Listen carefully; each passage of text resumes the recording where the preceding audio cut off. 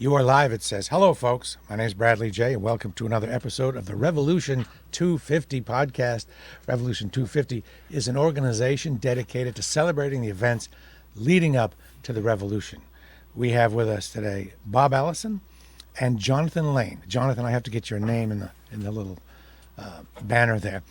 Jonathan Lane is the coordinator for Revolution 250, and Bob Allison is a history professor at Suffolk University and the boss of Revolution 250, a fellow at Revolution 250. So thank you both for being with us. Thanks, Bradley. Thanks, Bradley. To be here. Today, we're going to talk about a trial, the trial of the soldiers of the Boston Massacre. And I'll go first and ask you, what was the chronological spot that this is in? What came before it and what hadn't happened yet? And I'll ask this too. I'll start with Jonathan. Okay. Well, Bob's really the one to speak to you All about right. the chronology, but obviously, I will say, obviously, the massacre occurred 250 years ago in March. This is the last major public event that Revolution 50 was able to get off the ground in this COVID era before global pandemic struck us all. Okay, Bob, why don't you... 5 months later, and Bob? Yes. Okay, so you have the shooting, and later that night, the soldiers and Captain Preston are arrested. And then, of course, they are indicted for murder. And the case is Rex versus Preston. That is the trial of Captain Preston. And then Rex versus Wems, etc. William Wems was the corporal in charge of the 8 soldiers whom he and Preston had led down to King Street. Now, the trial happens, the first trial is in October. So there is a delay. And it really is their defense lawyers as well as the royal government in Massachusetts that want to delay the trial because the immediate reaction is the town wants to hang these guys. They shot these civilians in cold blood, and Paul Revere did his engraving of the horrid massacre. And the town wrote its report about the massacre showing that this is a completely unprovoked attack. So you can imagine the public outcry against these guys who are held in jail. And in fact, in the interim, Governor Hutchinson and General Gage, who is in New York, and the commander, has these soldiers shipped out of town to New Jersey. But you still have these guys being held in jail. And so they get 3 very good lawyers to defend them.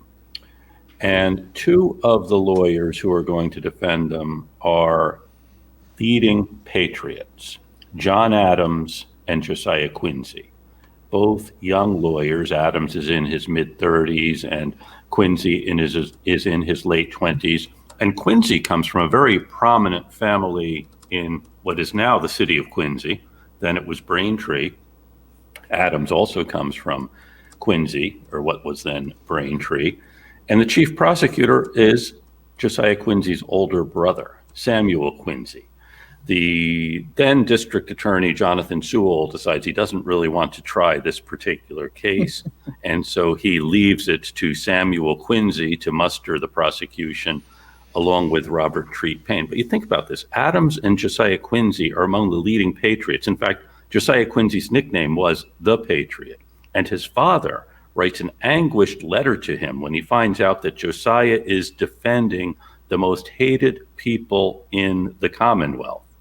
And Quincy writes a letter back saying that he thinks that anyone is entitled to a defense, but he also says, I would not have undertaken it without the approval of an Adams, a Cushing, a Molyneux. That is, it seems to indicate that the leading patriots were okay with giving these guys a defense. And there's some suggestion that maybe they actually formed a committee and said Quincy should take this case. Now, Adams tells a somewhat different story in his memoirs many years later, saying that he was called upon by a Boston merchant, an Irish merchant in Boston named Forrest, who was known as the Irish Infant. And this guy came to Adams saying, here is a man sitting in jail without a friend in the world, and he's on trial for his life, and he can't get a lawyer. And Adams says, in a free country, counsel is the last thing that anyone should want. And he says, I will take the case, but I can't promise you any art or address, any legal subtlety. And Forrest says, well, that's all we want is a fair trial. And then Forrest says, and of course, the man is not guilty. And Adams says, that is for the jury to determine. So Adams and Quincy agree to take the case, but then you wonder, are they just taking it so we can put these guys on trial and then hang them? Or are they going to mount a real defense? And it becomes clear once the trial starts that they are mounting a real defense. And the case of, and it's an interesting thing today, since they're defending two different groups of suspects who are on charge for the same crime, that today you wouldn't allow lawyers to defend both Captain Preston, who's on trial for giving the men the order to fire, and the soldiers who are on trial for firing. You can think if you were their lawyer, if you were the lawyer for Captain Preston, you could say he did not give the order to fire. And then if you're the lawyer for the soldiers, you can say, well, they thought they had been ordered to fire. So the conflict of interest. It is a conflict of interest. That's the legal term I was looking for. Thanks, Bradley. So, but they're defending both of them. And these are the first trials in North America that go for longer than a day.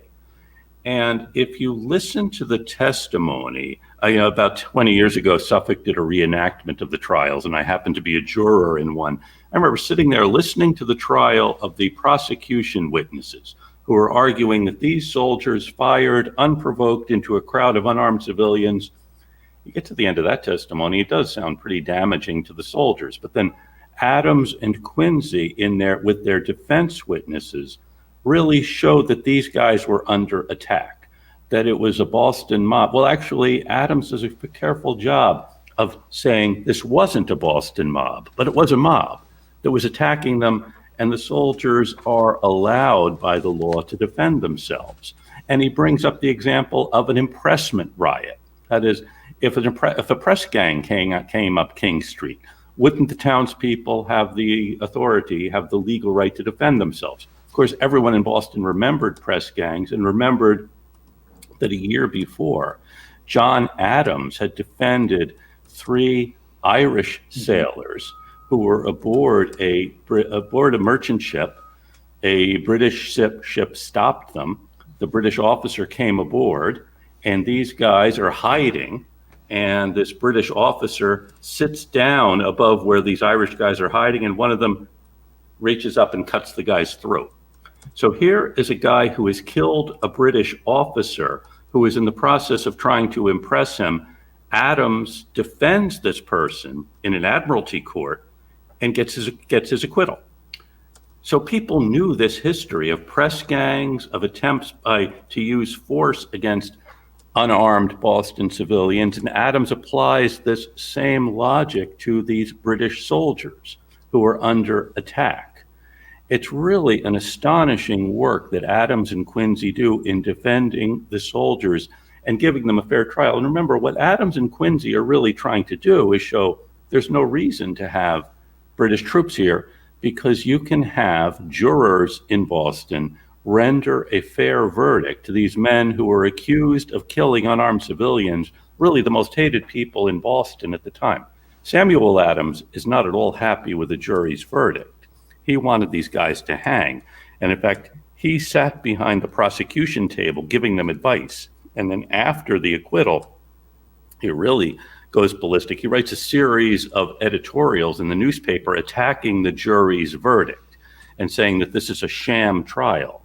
So it's really a very important trial for us, because had it ended with the lynching of the soldiers instead of their acquittal, even though people at the time might have been unhappy, you have, in the longer run, it does show that the law is prevailing here. So that's really the story of the trial. And in fact, Adams's closing statement begins with Algernon Sidney and other of the great thinkers of the Enlightenment. And then it ends by saying that the law is inexorable, that the law must be inexorable to the lamentations of the prisoners, but deaf as an adder to the cries of an outraged populace. The people of Boston wanted to hang these guys, but the law shows something else. And in fact, this is, by the way, the first case in which the phrase reasonable doubt is used. Adams establishes that there is a reasonable doubt about which soldier killed which civilian and about who fired. So he's establishing a reasonable doubt here, and it's something that one of the judges picks up and then uses in his charge to the jury. Jonathan, do you have a question? No, I was just going to point out, I didn't know if Bob wanted to comment too about, I mean, we talk about Adams' eloquence in his arguments, but he was also pretty savvy at setting up the trial for the greatest opportunity of success, particularly in choosing of the juror pool and that kind of thing. Oh, absolutely. In fact, in Preston's jury, there were people who were personal friends of Preston. And then in the jury for the soldiers, there's not a single person from Boston. They're all people from Stoughton and Dedham and Dorchester, the surrounding towns. So very savvy in that sense in choosing who the jurors will be. In fact, with the Preston jury, he almost guaranteed an acquittal of Preston. And by the way, neither Quincy nor Adams was paid for their defense. And you can imagine that taking a high-profile case like this, could be an opportunity. It's also an opportunity to show your legal skill, and both men really do this. It's an extraordinary case for these reasons. By the way, there are two other related cases. One is the case of Ebenezer Richardson, and on the 22nd of February, Richardson, I think John Bell talked about him last week. His house was under attack. He fires into the crowd, kills Christopher Sider. He's also on trial. And there's really no way he can be acquitted. And one of the reasons for the delay in the massacre trial is we have to resolve the Richardson trial first. And that never really is. But then the town also was certain that someone had been firing into the crowd from the customs house. And remember, in the town's mind, really is the customs house that is the problem here. And the soldiers are here to guard the customs house. And in fact, in Revere's engraving, there is a gun firing out of the customs house. And of the 80 some odd people who give depositions, 5 say, I thought I saw a flash from a window of the customs house. Well, luckily for the town, a boy named Christophe Bourgat, who's a French servant to a guy named Manwaring, who works in the customs house, comes forward to testify that yes, indeed, his master, Manwaring, forced him to go into the customs house on the night of March the 5th. And there was a tall man who gave him a gun and said, you better fire this or we'll kill you. And there are other people he identified as being in the customs house, all members of the customs establishment who were firing into the crowd. And on Bourgat's testimony, these guys are all arrested. This is subsequent to the massacre trial, and are put on trial, I believe it's in the spring of 1771. And Christophe Bourgat again testifies about what happened on the night of March the 5th. But then other witnesses come forward. The landlady, for example, whose home is where Manwaring lives. He was home all night playing cards with the other guys. And other people, 3 of the witnesses who were across the street, one of them is a guy named Edward Payne, who actually was wounded in the arm on the night of March 5th, says, I was standing right across the street on my porch. I didn't see anything happening in the customs house. And then someone who had been held briefly in jail at the same time Bourgat was being held testifies that one night William Molyneux, a leader of the Boston Sons of Liberty, had come to the jail, taken Bourgat out of his cell, and Bourgat said when he came back that he was plied with gingerbread and ale and told, here's a great story to tell, that you are being forced to fire into the crowd from the customs house. And the jury in this case doesn't even get out of their seats to find the accused not guilty. No one was firing out of the customs house. Bourgat was making this up under pressure from Molyneux and the Sons of Liberty. Now, you should know that lying in court like this is a crime. So Bourgat was charged with perjury and actually was whipped. Now, the Sons of Liberty felt a little unsettled because they had set this kid up now to lie in court, and they thought it would all work out really well. You'll put away the customs establishment. That doesn't happen. Instead, now this hapless French boy is going to be flogged. So the first time the sheriff takes him out to King Street to flog him, the Sons of Liberty surround the whipping post, won't let it happen. So the sheriff waits until some quiet night and slips Bourgat out of jail and flogs him on King Street. Quiet. I don't know how you flog someone quietly, but the sheriff does. So in many ways, he may be the most severely punished of any of those who involved in the massacre, flogged for lying. And I think there is a lesson there for all of us. What's the lesson? Don't lie. Okay. I need to hammer it home for some people, apparently. Okay. There are political pressures, I'm sure, to both find guilt and to not find guilt. Where did those pressures come from for each side? The pressures for finding them guilty really came from the town, from Samuel Adams and the Boston Sons of Liberty, the establishment in town who really wanted to find these guys guilty and make this a statement. It's a horrid massacre. To find them not guilty comes from the British establishment, from Governor Hutchinson and others. I have to say, the town is applying much more pressure here, because if you think about it, the governors may come and go, the troops may come and go, but John Adams and Josiah Quincy have to live here. And they have this pressure because this is the group they represent, the Boston enlightened patriots. And here they're arguing the case for the arch enemies of the enlightened patriots in town.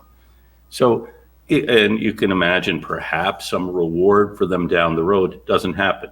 I should say that Robert Treat Paine, one of the lawyers for the prosecution, is also a patriot. Paine, by the way, becomes the first Attorney General of Massachusetts, and he's also, like John Adams, a signer of the Declaration of Independence.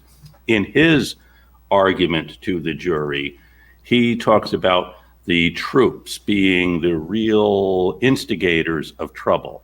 And Adams also addresses this, saying that troops are really bad at peacekeepers, that for every riot they suppress, they're going to create two more.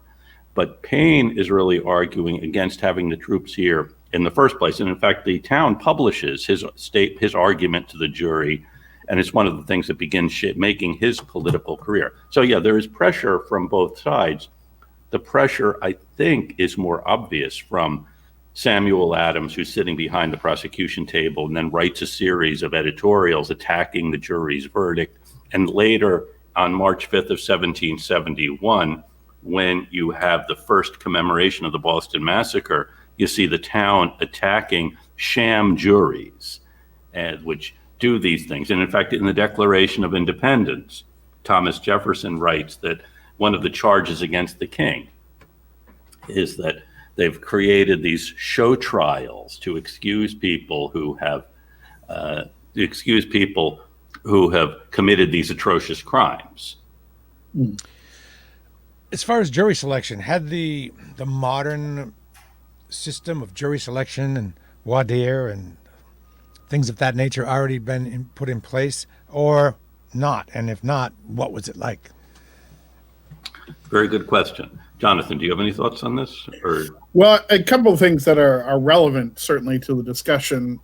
Certainly the selection of juries can be traced back to the very founding of Massachusetts Bay Colony and Plymouth Colony. As part of the state of Massachusetts, your obligation as a freeman of the colony to serve on any jury that is called for trials. And there are, they take this directly out of the British Constitution, the unwritten British Constitution, to be tried by a jury of your peers. And this becomes critical on the road to independence in 1772, when the people of Rhode Island burned the HMS Gaspee off Nanquid Point in Rhode Island.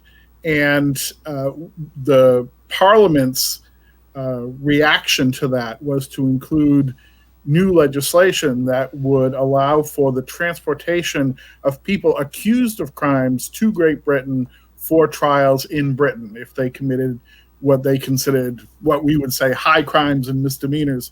And this becomes a rallying cry for the people of New England in particular, because there had been this long tradition going back to the very first settlers of serving on juries and juries deciding cases in the colonies. And as Bob pointed out, obviously you can manipulate that process by trying to choose a jury that is favorable to your cause. But a jury was still a jury. The trials were held here. You were tried by your, or justice was served out by your neighbors, and that seemed right and fair and just. Much like the Boston Marathon bombing, how did they ever get an impartial jury? Yeah, it's really difficult. But remember, it is jury duty. It's both a civic obligation, but it's also a right, a protection we have. And in one of his letters back to a British official, Thomas Hutchinson, after the burning of the Gaspee, says if another episode happens, having a few of the ringleaders tried at executioner's dock will really tamp down the rest of them. But yeah, sometimes it's impossible to find an impartial jury or an unbiased jury who are able to put aside their prejudices. But in this case, they do. And again, it is selecting the jurors. And Adams and Quincy didn't have the array of, the peremptory challenges, the array of those things, or a way of figuring out who these people are. There's another case that came up a little bit before this involving Ebenezer McIntosh, the leader of the South End mob, which later becomes the Sons of Liberty. His Pope's Day cart runs every November the 5th. Bostonians would observe Pope's Day. It was an anti-Catholic procession, but also it turns into a political procession. And you have McIntosh leading these guys through the streets of the South End with their torches, and they're smashing windows of people who don't display a sufficient antipathy to the Pope. And then what they're doing is ultimately looking for the North End group that has its Pope, and they have a big brawl in front of Faneuil Hall. And if the South End group captures the North End Pope, they haul them both to the Common and have a bonfire. You're combining things that appeal to a certain group, that is torchlight processions, smashing of windows, alcohol, and fire. And if the North Enders capture the South End Pope, they burn it in front of Faneuil Hall. This happens every year on November the 5th. Some folks in town say, maybe we should tamp this down. Maybe we should try to rein in Pope's Day. By the way, there's a late historian from Western Massachusetts who wrote a book about rioting in Boston. And he does cover a lot of the riots, but he seems to break them down into rioters whose political persuasion he agrees with, and those are the good rioters, and then the bad rioters whom he disagrees with. He agrees with these guys, and he says this is working class exuberance. I just want to advise you, if you want to exercise your working class exuberance, just stay off of Porter Street when you're doing it. Anyway, one year, Ebenezer McIntosh's South End cart runs over a 12-year-old boy and kills him. So this is the time when those who don't like working class exuberance says, maybe we should rein this in. So they put Ebenezer McIntosh on trial for manslaughter. And the jurors are selected, and they're sitting in the courtroom, and also sitting in the courtroom are McIntosh's several hundred friends who just sit there looking at the jurors. We know where you live. This is a small town. They find him not guilty. A jury can't convict this guy because he has too much power to get a mob out in the streets. And this is, I think, it's one of the dangers that Thomas Hutchinson sees, one of the reasons he wanted the ringleaders from the Gaspee brought off to England and tried, because no jury in Rhode Island is going to find these guys guilty of anything. Did Adams and the defense suffer afterwards? Did they lose certain accounts in their business or not get jobs or anything like that? Were they heroes after, or were they goats forever? They're actually heroes after. In fact, as Adams is preparing for the trial, he is elected to the Massachusetts Assembly. You have to remember, too, both of these guys were leading patriots. And in fact, Adams already was something of the mouthpiece for the mob, as Hilaire Zobel calls him. He had defended John Hancock in the whole affair of the Liberty, Hancock's ship that had been seized by the customs apparatus in 1767. And so you have Adams doing this, and they knew he's too good of a lawyer for us to mess with. They're not happy with Adams or with Quincy or the verdict, but they recognize these guys are really on our side. And that also, the argument they're making is this is more to our benefit to give these guys a fair trial and show we can acquit them than not.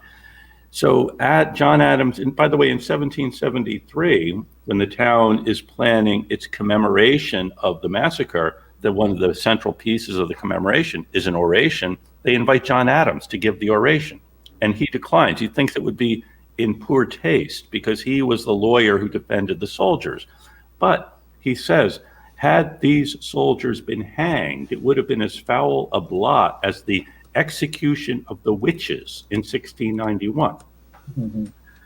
So, yeah, immediately there is this reaction that we really wanted to hang these guys, but cooler heads do prevail. You know, I've been thinking a lot about this episode in recent years when we've seen jury verdicts that don't go the way the populace wants.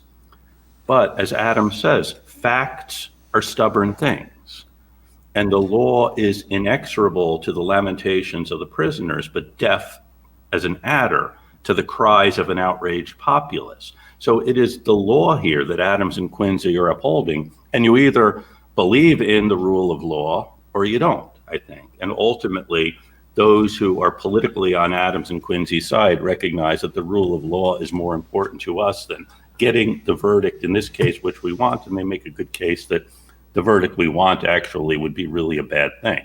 Mm. Folks, we're with Bob Allison, who's the chair of Revolution 250. Jonathan Lane, coordinator. Jonathan's kind of filling a dual role, both a questioner and a questionee. I guess I'll ask another. Do you have a question? If not, I'll go ahead. No, go ahead, brother. All right. So, as you know, Bob, and many others know, I'm really interested in visualizing exactly where these things happen, almost as if, you know, those, when you were in grade school and you had a biology book and they had those transparent leaves, you'd have the circulatory system over the skeletal system, and I want to kind of put the way it looked back then over the way it is now, so I can know exactly where stuff happened. Now, the monument in the street, the little glass Boston Massacre, I guess I'll call it a monument. It is. Circle of cobblestones. Yes. Circle of cobblestones is not exactly where it happened. It can't be because it would be in the middle of the street, I guess. Where exactly, as far as you know, did the massacre take place? And then where did the trial take place exactly? Okay. As far as I can tell, by the way, the Circle of Cobblestones was put there in the 1880s. Well, actually not put there. It was put kind of in the center of Congress Street now. There is a divider on Congress Street coming from the north, and I think it would have been at the southern end of that. In fact, this could be a good thing for us to do. And maybe, Jonathan, I don't know if you still have Boy Scouts you can lead around to pace off this, because we have the drawing that was done after it, where you can kind of measure off. And the event happened in front of the Customs House, which stood roughly there in the eastern half of Congress Street, if I'm not mistaken. And so that is where the Circle of Cobblestones was placed. The Customs House was long gone, and the very center of the circle was meant to mark the spot where Crispus Attucks fell. And then out from that, if you look at the cobblestones, there are these 13 slices of pie radiating. So it's a big, you know, you have several hundred people in the street. You have the soldiers, so it's a big event. All of them couldn't fit in this circle of cobblestones. So that's meant to represent where Attucks fell.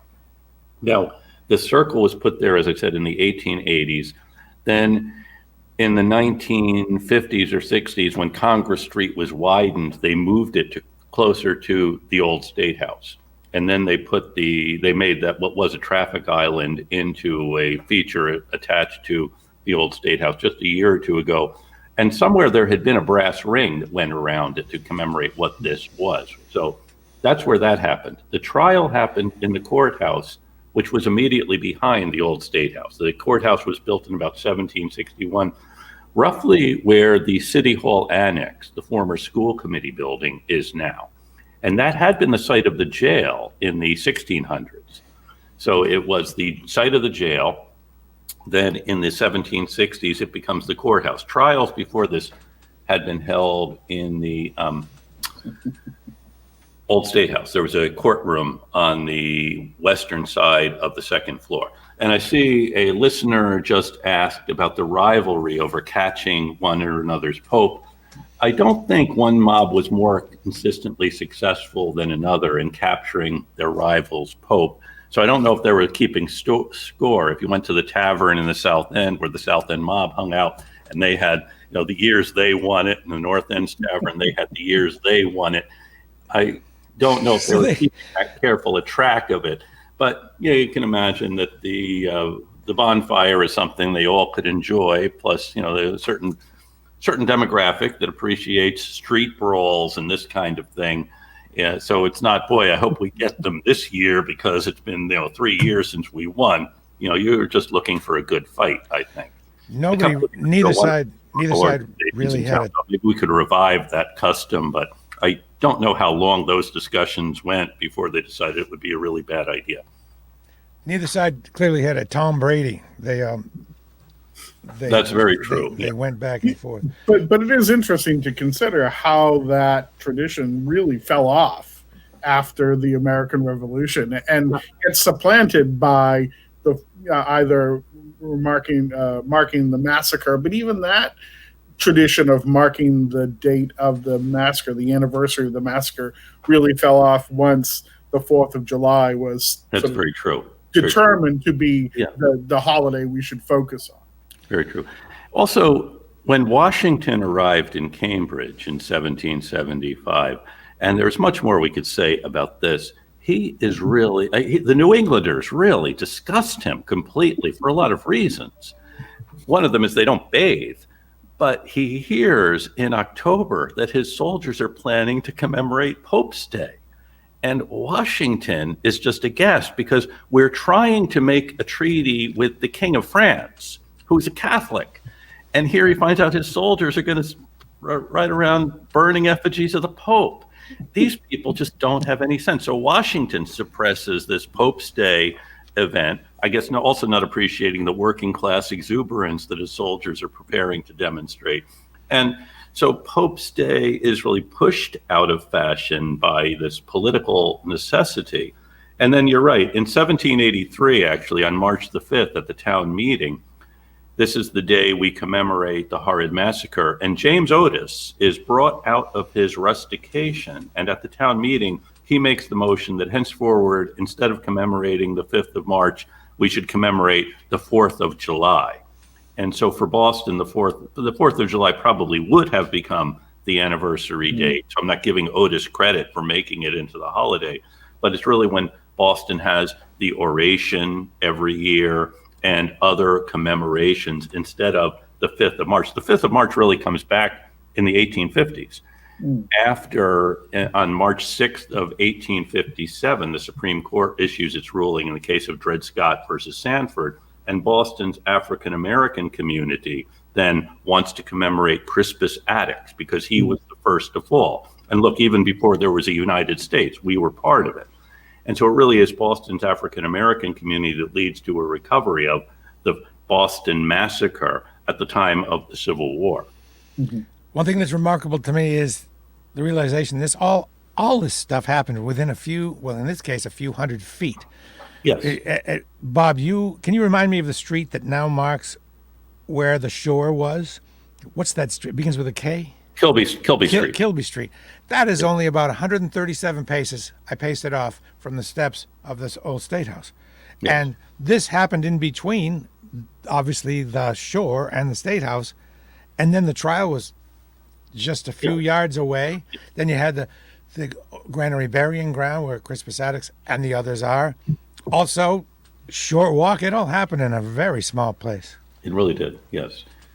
Jonathan, what do you The whipping post was right out in front of the old State House, too. Oh, I'm glad you brought that up. I wanted to get back to the whipping and the whipping post. So they're actually that's probably where the soldiers were branded. Yes. So there was a post. Is it a stone post?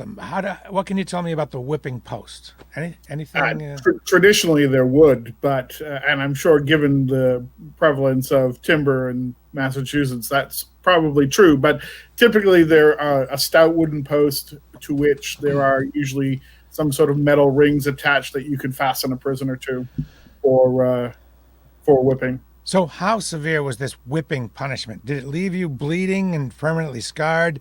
Could you die from it if you were unattended? Or if you received upwards of 100 lashes? What was a common number of lashes? Curious. 12 is a common number. 12. Yeah. Was that considered life-threatening or just, mildly painful or what? Well, I was going to say that it's different. Obviously, whipping was a fairly common punishment used in the British Army for various things. Desertion is a big one, where you could be sentenced to 100 lashes for desertion. 100 is a lot. That would be life-threatening, wouldn't it? It is a lot, but you read of worse coming from slave plantations, naval punishments later on. In the British Navy, you hear of floggings that go into the multiples of hundreds, and typically they're not all delivered at once. Usually, it would be you get flogged, say 200 one day, and then the next day you get the other 200 or whatever. But Massachusetts, I don't think ever did anything on that scale. It was all, as Bob said, a dozen, maybe 24 at most. But all right, wow. Now this is not a typical. Branding is another thing, Jonathan. Right. Thanks for reminding us, because two of the soldiers, Privates Montgomery and Kilroy, are found guilty of manslaughter. They were because one of the arguments the defense uses is you have 5 people are dead. You have 8 soldiers on trial for shooting them. Well, who shot whom? And Montgomery was standing right in front of Crispus Attucks, who was trying to grab his gun away from him. And Montgomery does say later on, he says,